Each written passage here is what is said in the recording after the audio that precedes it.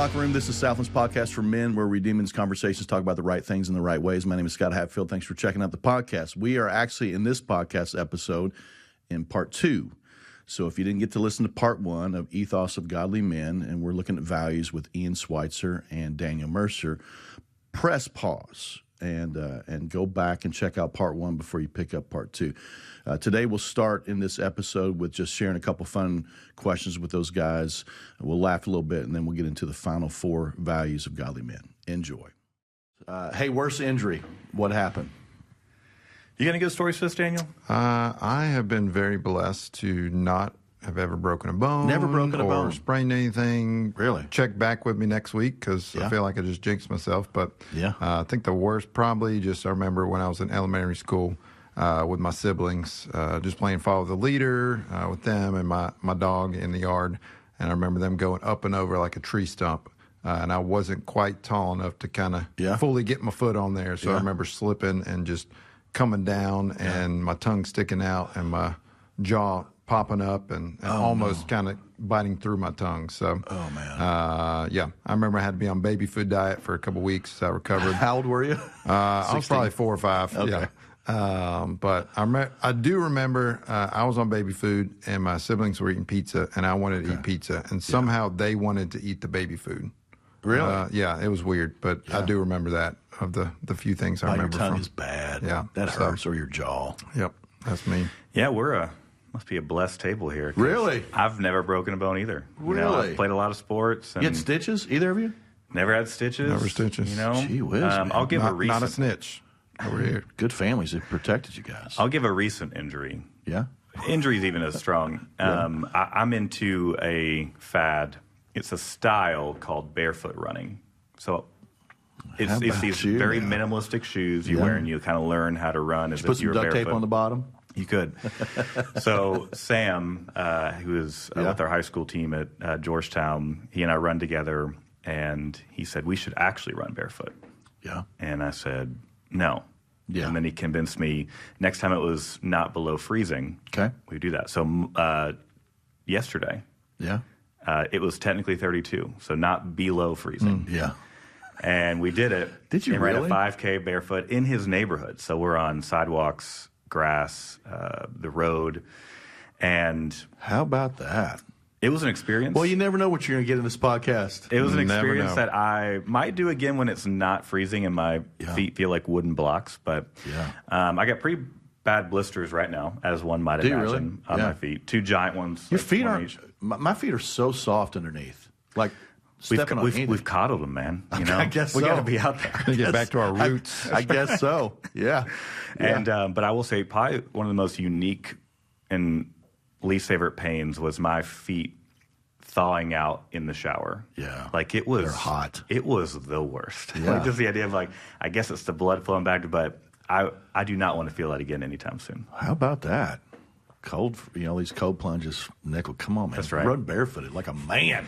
Yeah. Like a man. Come on. That's right. Go out in the freezing temps. Well, gosh, I've had plenty of stitches. I've put my teeth through my lip 2 different times, broken ankles, broken arms, concussed at least probably 3 or 4 times. One of the worst injuries I've ever had, though, it was Louisville area. I was on staff at a church in Louisville, and we were playing Lexington area in basketball, playing Southeast Christian Church. Bro was playing at the time. This is before I'd ever came here. And Bro, playing basketball. He looks like Tony Delk, white version. And I think he thinks he's Jason Kidd. He's a pretty good ball player. But we're playing against them. And there's a guy that used to be on staff here, Todd Lane. They go to our church now. And Todd's a great dude. He's a good ball player. And so he and I could jump back then pretty good. And so we're playing back and forth. And I went up for a rebound at one point, and Todd got underneath me. And he didn't mean to, but it sent me basically head down, arm out. And when I put my arm down, my elbow went all the way through. I dislocated my elbow. I'll do it. And, it just popped all the way through, And so I hit the ground, and just that pain. And I'm kind of screaming, yelling, and Bro's like, it was the grossest thing I've ever seen in my life. Bro was wanting to vomit over on the side. And apparently there was they had a gym just right outside the ball court, and there's this guy came in, and he said, "Hey, I'm an ER doctor. I can set this right now, and it's going to be painful, but I can set it right now. Or you need to get to the hospital, and if you wait, then there could be a potential you have to have surgery. So what do you want me to do?" And I refused to answer him. I just kept yelling.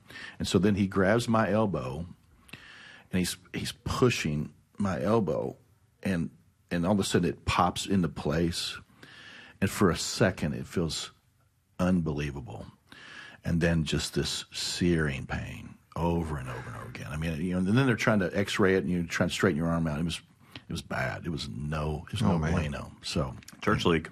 That's right. That's right. Pastors playing ball with other pastors. So stay on this side of the table. It was a bad day. Better luck. Bad day. Hey, you're all fathers, and I'll ask you one more question. So we do these things with our kids that you fall into, or you make a mistake and you go, "Man, that was terrible." That's like Father of the Year moment. Maybe you even had a moment where you said, "Hey, please don't tell your mom about this." Can you think of any of those moments along the way in fatherhood that you go, "Man, that was a Dad of the Year type of moment right there"? I lost my son in a international airport. No way. That's a good one to do. No way. Great place to lose a child. Yeah. We got to go to Disney.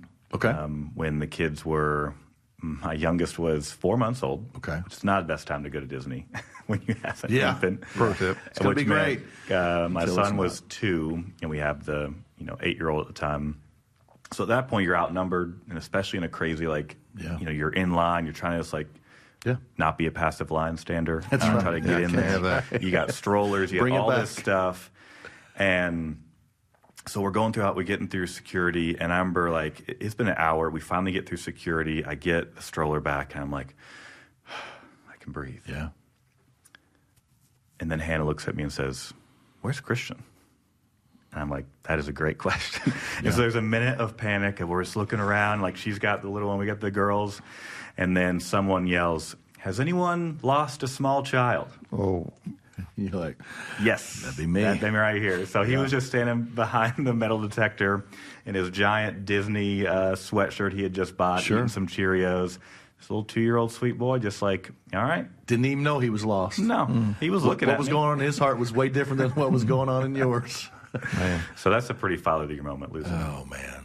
Orlando International. Does it hit differently every time you watch Home Alone now? I get it. That's right. It's not that hard to lose a child. Right. Yeah, especially if you got more than one. That's right. Yeah. Got to start air tagging our kids. That's right. There we go. That's right. I'll say probably about 7-8 years ago. So I was on student ministry team here. Yeah.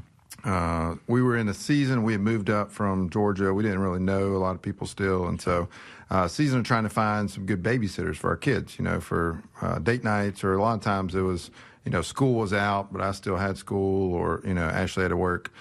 Since I was on our middle school team at church, I had an inside track of trying to locate some good potential students who'd be a great option. Yeah. So Ashley and I both helped for one of our high school fall retreats back then. And there was a girl who kind of interacted with my son Colin, and Kinsey was maybe 1 or an infant or something like that. But she interacted, had a great thing. So next time we need a sitter, Ashley said, "What about that girl from the retreat?" Yeah. And so I said, "Okay, I'll try to figure out who that was." Try to figure out who it was. Yeah, I'll try to figure out who that was. So I had been volunteering in children's ministry, and there was another girl who kind of resembled the girl that I thought. So I thought that was the girl. Yeah. So I, reached out, our church database, figured out all that message, said, "Hey, are you available? Would you like to come watch our kids?" Yeah. So she came, helped, all that kind of stuff. When she got there, did you go, "She's different than who I thought she was"? No, I had no clue. Still had no idea. No. Yeah. So I, did all that, went to school, all that. Ashley came home, kind of relieved her and took her back home. And later that night, she's like, "That wasn't the girl." I'm like, "Yes, it was. That was the girl." Sure enough, that wasn't the girl. So she didn't even go to our church. No, I did know her because I did serve with her in children's and all. So that was good. Yeah. But it takes a turn here. Okay. So fast forward, the next time we needed a sitter, Ashley said, "Hey, let's get the real girl who we're the other girl, the other." So I said, "Okay, I know it's not her. Yeah, figured out what her name was. Narrowing it down. I figured out the first name of the girl. Okay. Oh boy. But side story, it's totally relevant to this story, and it'll give a hint what's about to happen. About that time, Ash and I were on a date, and I ran into one of my old middle school guys. Yeah. And he was out with a girl that shared the same name as this girl that we were trying to get. Yeah. And so that kind of got me mixed up in the head when I went to look on the database. Yeah. Who the right girl? Okay. The first name of this girl is Olivia. Yeah. And so you'll just have anybody watch your kids. Sure enough. So reached out, thought it was the right one. I'd overheard the full name of the Olivia. Yeah. And so reached out, text this girl I thought was the right one. Sure enough, sure, I'm free. I'll come over. Yeah. Go, pulls up, drops off. I open the front door, and immediately I'm like, oh no, what have I done? Yeah. I know this is not the right girl.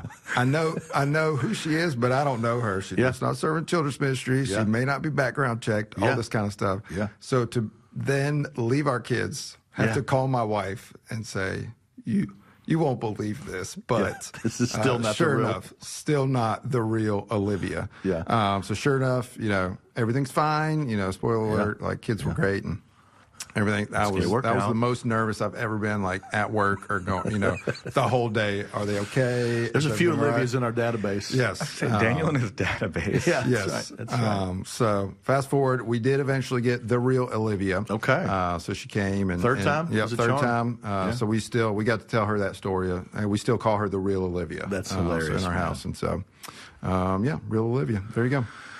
Hilarious. I'll tell one.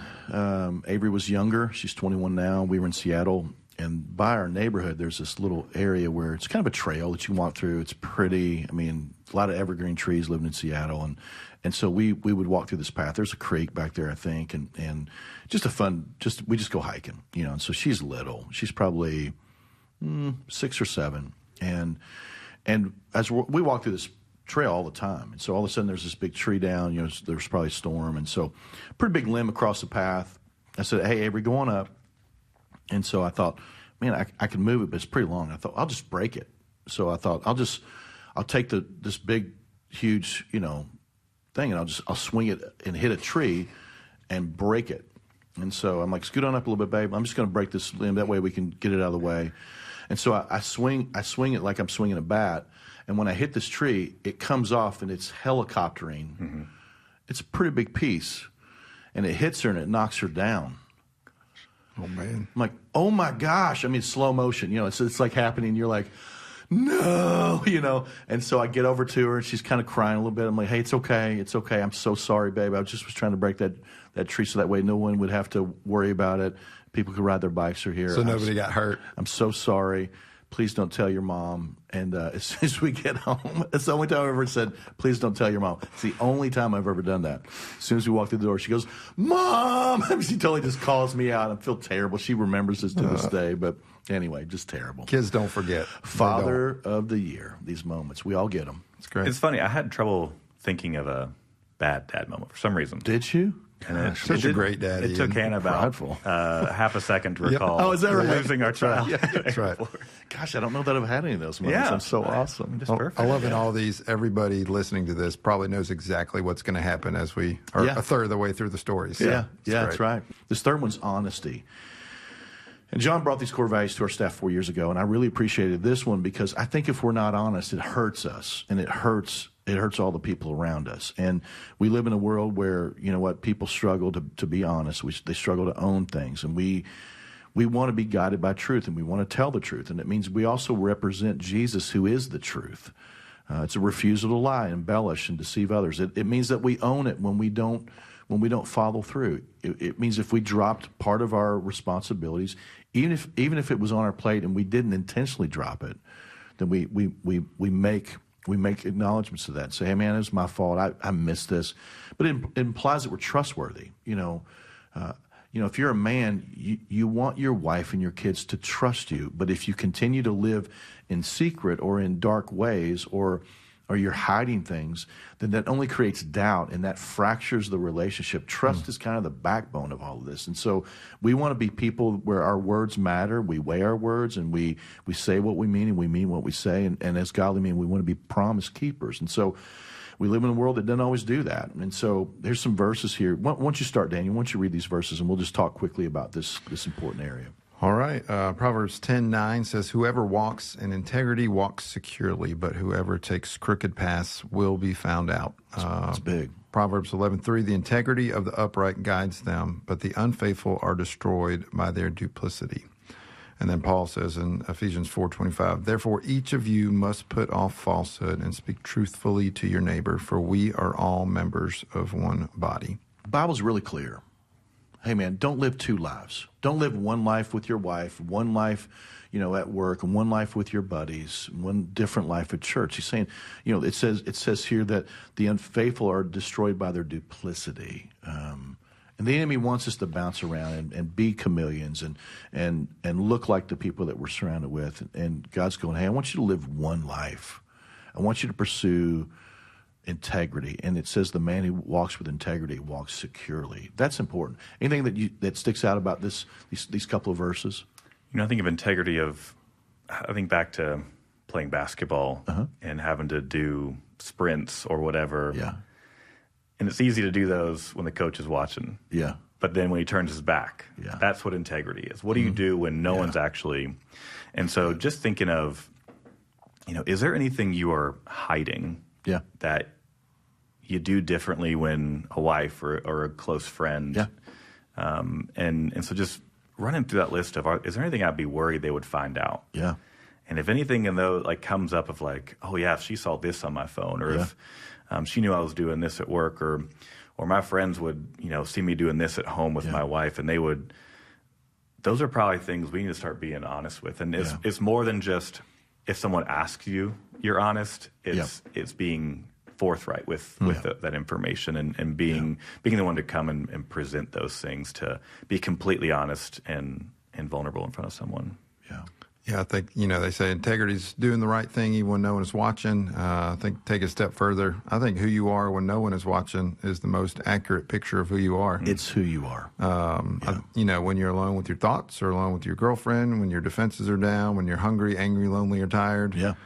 It's in these moments that you're really tested as the enemy throws a temptation grenade your direction. And just thinking through honesty, I was just thinking the areas of our lives we need to be honest. I think we need to get honest with ourselves and with God. God already knows you. He knows what you're struggling with better than you do, so you're not going to surprise him with it. But if the first step to solve a problem is admitting that you have one, then a lot of guys need to take that first step. We need to take a hard look in the mirror and identify areas of our life that need to be brought to light. Second area, we need to be honest with our family and those closest to us, not hide in secrecy and live a duplicitous life. And then third, we need to be honest and really honest with someone who can keep us accountable. Yeah, I've seen firsthand this in my own life. I meet with another guy on staff every Thursday morning to catch up, pray for each other, give account of our lives. It's been a huge blessing in my life and my pursuit of Jesus and trying to live this life of integrity over the past several years. So. You will not climb over the temptations that continue to beat you down if you're not willing to be honest and vulnerable with people in your life that love you and care for you. You just won't. You won't. And so, locker room, here's the question. What are you doing to fight for your integrity? And you won't be able to do this alone. And I think, Daniel, what you and Ian shared is just super important as we're trying to pursue being the same person. And again, hypocritical is not that you make mistakes, it's that you hide them. I'm projecting an image. I'm Instagramming my image of to you because I want you to think this way about me. No, it's just going, hey, it's who I am. There's plenty of people in the Bible. Paul in Romans 7 says the stuff I want to do, I'm not doing. The stuff I want to start doing, I'm not doing. I'm frustrated. And so we have to battle this on a consistent basis, and we need people in our lives that are willing to ask the questions that we're willing to trust to be able to go, hey, man, I'm having a hard time here. I'm struggling. Or, man, this is something that's eating my lunch right now, and that's super important. So, locker room, what are you doing to fight for your own integrity? Because it matters. Fourth core value is humility. And this is a big one on our staff. Humility is critical. And it's not beaten into us, but, man, we talk about it a lot. And pride is ugly. And we, every single person on staff, men or women, doesn't matter whether you've been here 30 years or you've been here for 30 minutes on staff, we have to fight to eliminate pride in our lives. And here's the thing. If you're oozing pride on our staff, you stand out, and not in a good way. And here's the deal. We all have callings, of course. Should we be confident in our identity in Christ? Absolutely. Should we use our gifts and demonstrate confidence in how we serve? Of course. But the Bible is really clear that we are not the hero in the story. Jesus is the only hero in the story, and we play for him. And we have to remind ourselves, regardless of our place on the org chart, is that we may be in authority, but we're under authority. And it doesn't matter how you go up. We're all under authority. And we serve at the pleasure of the King. And it shows up in men's lives in so many really, really destructive ways. And so here's a couple of verses. I'll read these, and then we can just talk a little bit about why men struggle with this. But Proverbs 10:4 says, in his pride, the wicked man does not seek him. In all his thoughts, there is no room for God. That's a problem. James 4:6 says, he gives us grace generously. And as the scriptures say, God opposes the proud, but gives grace to the humble. Why is this so dangerous for us as men? Yeah, I mean, when it comes to this, I always think of the book Tim Keller wrote, The Freedom of Self-Forgetfulness.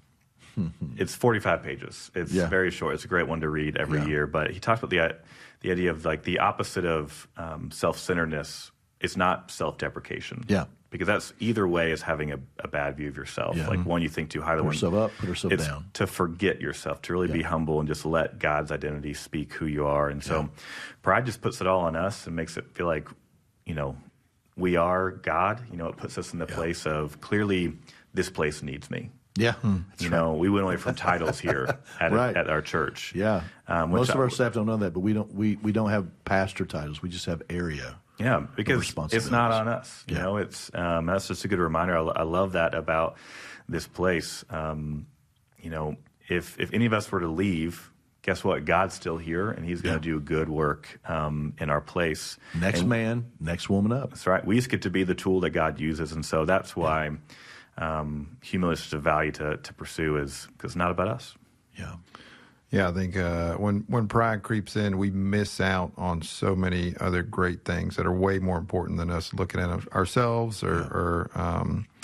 I know with my kids, like when they get in trouble for getting onto each other or being crazy or whatever, trying to coach them, your best way through this and your quickest way through this to get back to what you want to do is just to own it and say, I'm sorry. It's humility. But when they double down and they're, well, so-and-so did this and they did that, and I'm like, this is not going to, I have all day. I will wait this out. But the same way we do that with the Lord. And absolutely. We want to double down and poor pitiful me and play the little tiny violin and, but realizing, it's not about us. I think it also kind of hurts our witness for Jesus. Philippians 3, Paul talks about if anyone could have been prideful, it was him. He had the most impressive resume, but he counted all of his accolades and garbage compared to knowing Jesus. And so we'd be wise to follow in his footsteps. So yeah, that's good. That's good. I say this: humility is our protection and our shield. Bro says this, that it's in the soil of humility that all of the good things in our life grow. It's where the fruit comes from, humility. And without it, it puts us in harm's way. I mean, it's pride. It's what Satan thrown out of his spot. It's what happened in the original sin. Jesus makes it really clear in Matthew 20, 26 to 28. Why don't you read that? Yeah. Not so with you. Instead, whoever wants to become great among you must be your servant, and whoever wants to be first must be your slave. Just as the Son of Man did not come to be served, but to serve, and to give his life as a ransom for many. Yeah, I mean, it's in our roles. We do a lot of hard work, and you get a lot of appreciation. And if we're not careful, the enemy will whisper, "Hey, man, this thing's happening because of you." And you have to constantly bat this thing down to go, man, we're stewards. We're in a spot for a season, and our goal is to make what we do better and to expand God's kingdom. But it doesn't land on us. It doesn't. And what do you guys do to crush pride and pursue humility in your life? What are some things that you specifically do? I think I was reading through just Luke 14. Jesus gives some clear examples of what to do and what not to do. And even just going to a feast, he said, don't sit at the place of honor. If we do, someone more important may come and we will be humbled when we're asked to move. Instead, we're to grab a seat at the end of the table. Then the host will come and invite us to a more honorable spot. And those who honor themselves will be humbled, and those who humble themselves will be honored. So I think part of me, just how I'm hardwired, I don't want to be humbled. So I'm like, I'd rather humble myself and then hope that the Lord will follow through in that regard. Other ways, just trying to think of the bigger picture. I think you see it in sports as well, basketball, football, whatever the case may be. Pride crushes team unity. So as we mentioned, I'm a Tennessee Vols fan. Rick Barnes loves the Lord. I love Rick Barnes. The mantra he has for every one of his teams is INAM. So it's not about me. That's cool. So they talk about it in huddle. They wear bracelets with those letters on it. It's a reminder that the good of the team's more important than the good of the individual. INAM. INAM. Yep. Something that applies to all areas of our life, good of our workplace, the good of our family, the good of the church, is more important than the good of ourself. It'd be once again, we'd be wise to remember and adopt. And I think we'll have a link in the show notes if you want to purchase one of those Tennessee bracelets for yourself. So we won't. Just check that out. We will not. We will not. Don't Google that.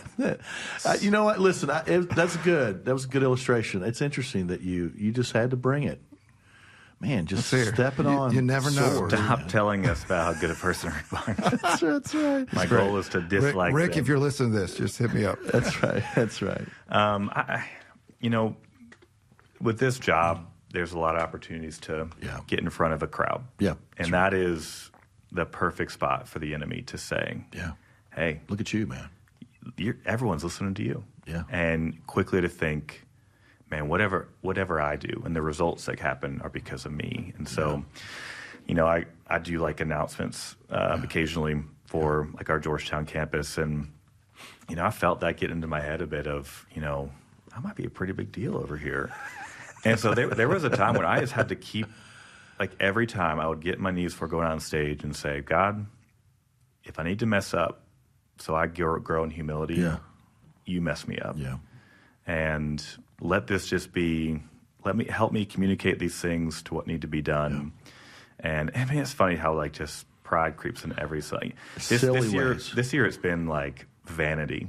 Okay. Like I've been losing my hair for a little bit. My mom told me when I was 22, hey, and your hair is receding a bit. You might want to check it. No way. Really? Your mom said that. She's like, also the one that tried to take your hair away. That's right. So it's been happening for a while. For some reason this last year, I'm married, I got kids. My wife thinks I'm attractive, apparently, but it was, I started getting really self-conscious about it. And this year, set a goal, resolution, whatever you want to call it. It's like, I need to be less vain. Why am I caring so much about how I'm present? I have been blessed beyond what I need. And so there's just these tiny ways that pride, vanity, they all want to creep in to make it think you're what's the most thing. And it's like, no, if I'm bald like Elijah, bald like John Samson. That's right. That's right. I can, I can still serve the Lord. If it helps, I'll come and take a chunk out of your hair with the clippers. And let's do it right now on the podcast. I was cutting my hair one time, and I was trimming it all the way down, buzzing it, and my clippers broke halfway through, and I had half of my head, and I had to run it like super clips. I'm like, hey, look what happened. Anyway, you get half off on that. Yeah, that's good. Oh, that's terrible. And it's funny. It comes from all different directions. It does. I mean, the enemy will use whatever. Woe is me, or look at me, or you have to bat down pride like flies at a picnic, man. You do. You really, really do. Fifth value that men should pursue is being hungry. Hungry is one of those words that may stand out of all these H's. Like, what does it mean? And I put this in the notes. To stay hungry means to remain curious and driven, to always be growing and seeking the word better. And I really appreciate that because, if we're not careful, we'll just start relying on whatever we already know. And spiritually, it may mean, I'm not going to rely on what I learned about God when I was a kid or in student ministries, or I'm not going to just simply rely on the amazing weekend services that we have or the preaching that we get to experience when I come to Southland. I want to know God, and I want to know him more today than I did last week. And I want to pursue learning about him. I want to be driven toward the life that he wants me to have. And that means I can't just stay comfortable or stay in this spot and just rely on where I've been.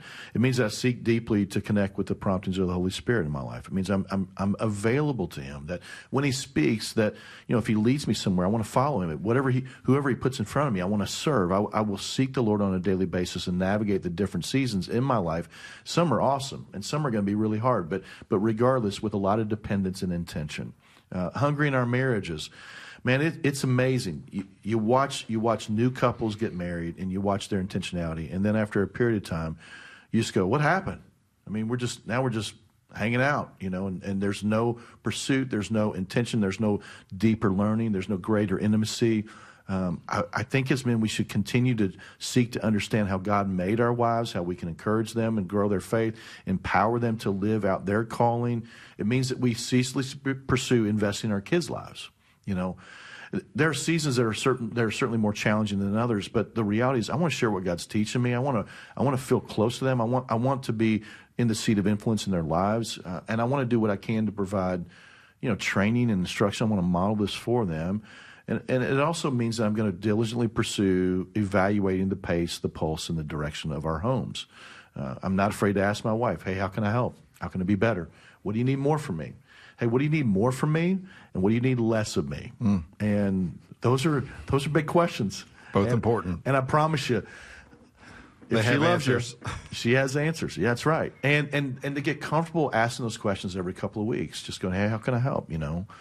I want to serve those in my home, and I want to put their needs first, and I want to allow Jesus to be my leader, and I want to lay down my life for those around me. In other areas, hungry might mean, whether that's relationships or work, I just want to stay curious. I'm going to resist comfort and complacency. In my groups, I'm not going to allow our group just to go, "Hey, we lived in the 3-foot today." We're going to push ourselves toward harder places and challenge each other. I'll live my life in a way that I believe God's got a calling on it because he has put a calling on our lives. I'll read more. I'll listen to podcasts.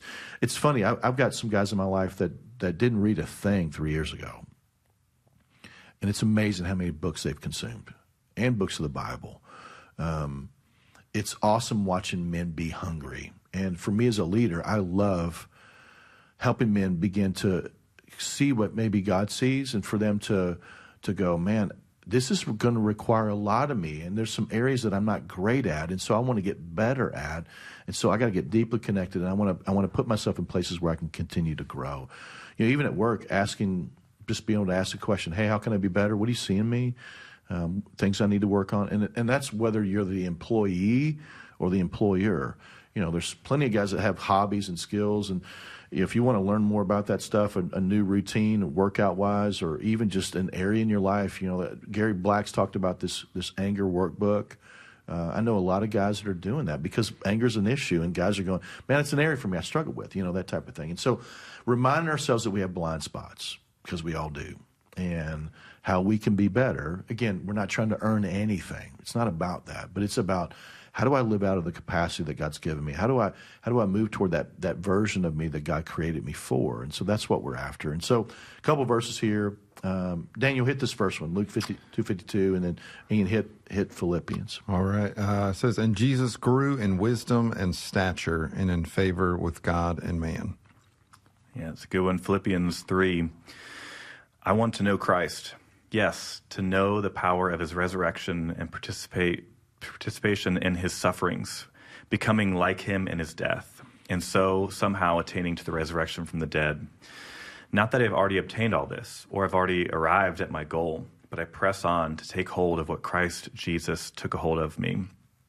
Brothers and sisters, I do not consider myself yet to have taken hold of it, but one thing I do, forgetting what is behind and straining toward what is ahead, I press on toward the goal to win the prize for which God has called me heavenward in Christ Jesus." So maybe just a couple things in your life where you go, "Man, I'm working on this. This is something that I really am hungry about." And it could be something work-related. It could be something with your kids or something that you're working on, trying to run without shoes. Well, I don't know what it is, but anyway, I mean, what are some things that you think about that right now you're going, man, I'm driven toward this. I want this to be different or better in my life. I will say, a tendency for me is to, when I'm not in a healthy spot, to be lazy. Yeah. And so for me, like to strive for things all together, pursue good health along with pursuing Christ, like having discipline in multiple areas, just like it kind of builds on itself to grow. Yeah.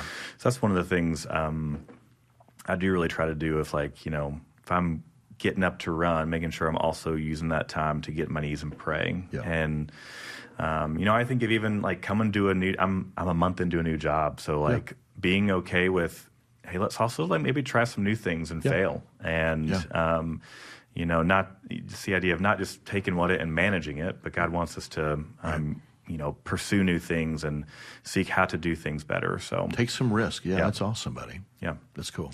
Yeah, I think I loved John's message back in January, just talking about not being a boat potato, but being a wave walker. Yeah. And so just the things the Lord puts in front of us to start, to have a little faith and lean in Him. And so I know along the way, the journey of, even just being and trying to get involved at South and, joining a group for myself, a family group, and then eventually leading a group of guys or this year, my son Colin is in middle school now, so I get to jump back in and be a volunteer on Wednesday nights. Oh, right on. Nice. So I love doing that, or coaching my girls in soccer, just trying to be more active in their life. And I just want them to look back 20 years from now and just remember those moments, not only sports-wise or, fun-wise, but also that in those seasons and in those activities, I was also helping lead them closer to Jesus. And I also say, I'm very blessed to have a wife who's really, really good at this, at being hungry in this spiritually intentional way. So she's even more so than I am. So I'm very grateful that she does a great job to be hungry, to grow closer to Him and for herself and our family. So that's awesome. I will say, also, I know there's locker room groups, there's men's groups that listen to this. My men's group had been together for 5 years. Yeah.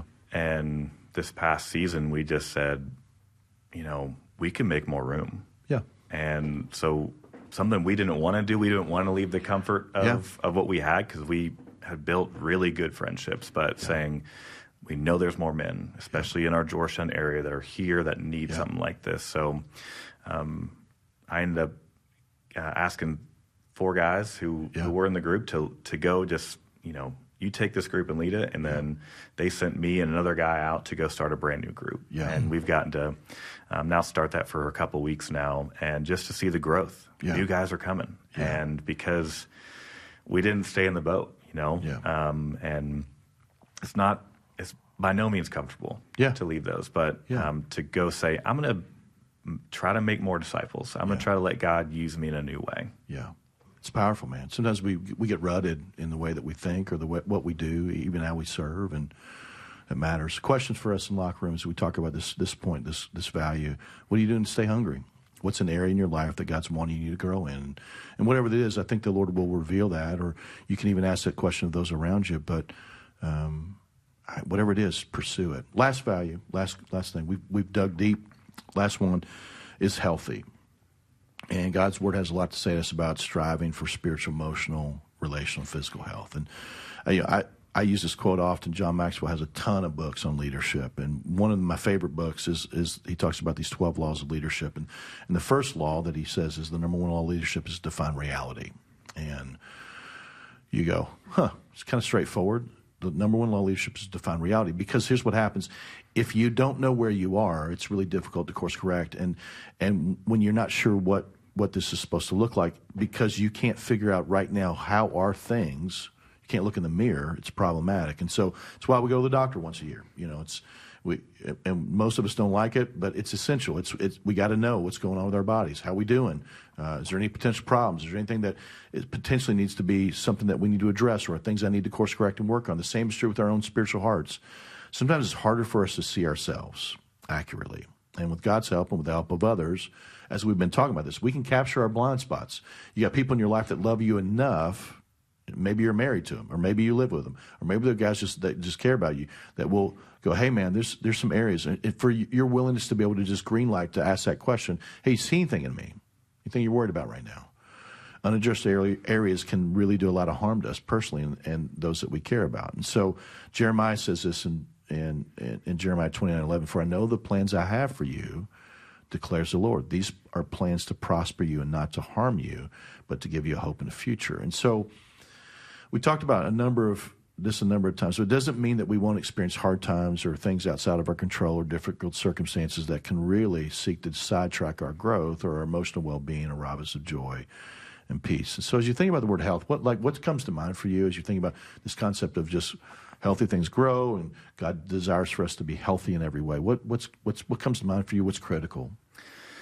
Yeah, I think of the different areas of health. Like there's so many, it can be easy to, again, it's beginning of the year, you want to lose weight. It's like, okay, maybe we put some other goals out there that are, other health, spiritual health, emotional health, mental health, financial health. The guy next to me cares a lot about that type of thing. Such a cool story, dude. Leading people through it. So speaking of relational health, I felt convicted that I was giving my mom a really hard time. So James, can we focus around here on this camera? Shout out. Mom, I love you. I know everything you did in relation to my hair and everything else in life was to hopefully make me a better man. So, that's right.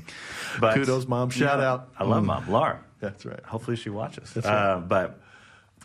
So just thinking of how, like, we have to keep pursuing these things, doing it in community, and I'm just grateful for a God that wants us to be in that way, to not be every which way, not be dying off, but to grow, produce fruit in our lives. That's good. I mean, life is so much easier when you put steps in place to be healthy in all these areas. I think there's so many things in this world that are unpredictable when it comes to our health. I mean, cancer, car accidents, et cetera. But there are a lot of obvious things that we do have control over. So why would we not want to take steps to do what we can to be healthy physically, spiritually, emotionally, relationally, even financially? I think we've been given a great responsibility to be the only husband to our wives and the only dad to our kids. And so if there's steps we can take to be healthier so we can better fulfill that calling, then we should definitely take those steps. So that's critical. David prays a prayer in Psalm 139, and we'll kind of wrap this whole thing up here. But Psalm 39, 23 through 24, it says, search me, God, and know my heart. Test me and know my anxious thoughts. See if there's any offensive way in me, and lead me in the way everlasting. That's a statement. I mean, you're asking God to reveal your heart to you and test him and know his anxious thoughts. See if there's any offensive way in me. God, would you just reveal that stuff? Because I'm trying to honor you. It's almost like God saying, hey, God, show me my heart as you see it. And that's a dangerous prayer. But why that's critical for us? Talk about that. Man, it's a hard prayer. Yeah. We don't, the whole idea of pruning and growing through, it's revealing things that aren't healthy in our lives and removing them. And so asking God to really search there, reveal the sin, reveal things that I need to remove. It's not comfortable. It's maybe things that we really enjoyed or things that we thought may have defined who we were. Right. And God, when he searches us, is going to say, hey, that isn't of me. I'm going to ask you to let it go. Yeah. So it is a very dangerous prayer, but, ultimately, if we are truly pursuing this holy, set-apart God and we want to be so holy and set apart, we just have to do that. We have to let go of the old, let him prune it off, and let it grow into something new. Yeah, that's good. Yeah, I think it's just like a spiritual audit. Audits of any kind are always scary. God knows where all of our skeletons are hidden, but they're also beneficial to see the reality of how things are, to know where our starting point is, and to get some steps from where you are to where you want to be. So I know it's always harder to change than to just stay put, and sometimes we want to try to find remedies to fix downstream instead of going to the source of it. But that's the only way to get healthy. I know for me, 2023, I think was one of those times the Lord revealed to me, not in big words or audible things, but financially, as Ian mentioned, we got to really tackle and hunker down and knock out our student loans, paying off over $100,000 over the past 3.5 years, and get that weight off our shoulders. Over 100 and what? 100,000 over the last 3.5 years. So just being focused and driving old cars that were just like, Lord, keep it going. I mean, our cars are older than our kids are, and you know, but just really knowing that He wants to use us in that way too. That's physically, got healthier as well. I've been blessed with great genes and great metabolism. That started failing me, slowing down at the end of 2022. Boy, it does, doesn't it? You don't see it coming. Nope. But my wife, Ashley, she'd been doing workout videos at home for over a year in our basement at that time. She kept asking me, hey, you want to join me? Hey, you want to join me? I'm like, no, I'm good. I'd maybe worked out 5 times my whole life before then. So I always declined. I'd be chilling in bed watching a show, feeling lazy. She'd come upstairs from her workout sweating and, you know, all this kind of stuff. That combined with my pants starting to tighten up. And the one time I carried my daughter upstairs to put her to bed, and I'm like, I should not be this winded and out of shape from doing this one task. Buddy. Just led me to start doing the workouts with her. So if I could find video from our Ring camera in the basement of my first month of doing push-ups and trying to do hip moves, it would be great. It'd go viral, I'm sure. Awesome. But because of this, doing that, creating that habit, I feel better physically than I have in 10 years. And I've gotten involved with my wife in the process. So that's true. That's awesome. You know, and some of it's stuff that we see character-wise, some of the things that are, you know, just like you guys have tried to hunt down and destroy, which is some debt that you've had along the way. There are other things that along the course of our lives that we don't even always realize that there's certain areas in our lives because of where we've been or what's happened to us, that they've been inhibitors of growth or inhibitors of health. And so sometimes guys will just bring up something along the way that maybe you've been wrestling with for a long time, or maybe it's a wound from your family growing up, or maybe it's something a lie that you believed, and he'll just bring it to the surface because he loves us and he wants us to address those things, and that's super important too. And so the idea, Locker Room, is for us to ask a dangerous prayer, to ask the Lord to reveal, to show us our hearts and to test us and to know any anxious thoughts and see if there's any offensive way, because we want to live and lead in the way everlasting. And so that's why this matters. You know, I guess maybe as we wrap up, you know, I'm going to say holy, harmony, honesty, humility, hungry, and healthy. I'll say it again: holy, harmony, honesty, humility, hungry, and healthy. As you think about men, just out of those areas, is there anything else that you want to just kind of close as we kind of wrap up together? You go, man, this is important for them to know. Or I feel like God's telling me to say this. Yeah, I think of a good next step, maybe. My men's group studied the spiritual disciplines. We use Celebration of Discipline by Richard Foster. And just going through those, thinking of health, thinking of holiness and growing together and growing in humility. And those were good for all of those. You're talking study, prayer, meditation, fasting, solitude, service, worship, celebrate. Like they get all these. It even just like one practice like fasting. Like we all chose to 24 hours a week.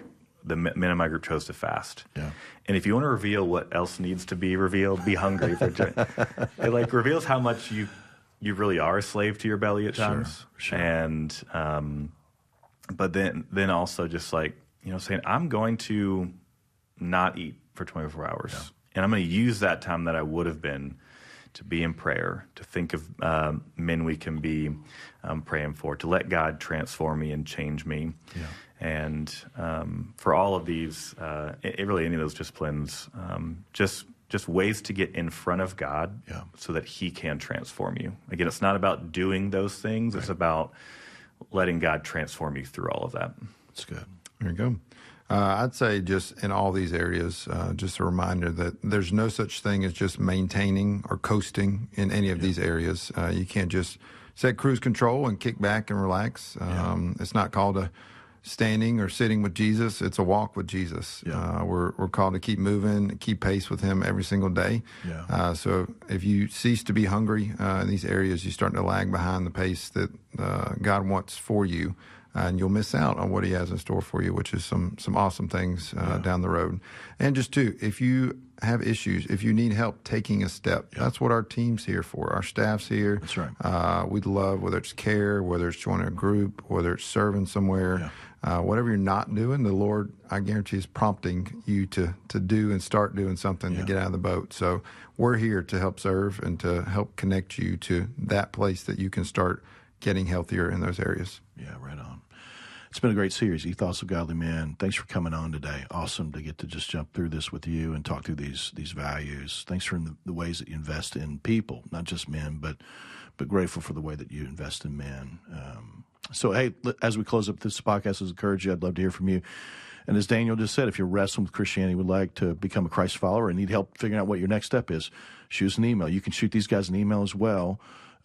We'd love to help you in any way that we can. And as always, if this podcast has encouraged you, there's a good chance it's going to encourage somebody else. And so share that with another dude, share it with your son, son-in-law, whatever that looks like, a coworker. And lastly, man, let's get after it. Let's fight for the most important things. The stakes are too high. And we're grateful just to get to be a part of your life on a consistent basis. Hope this encourages you. We'll catch you next time on Locker Room.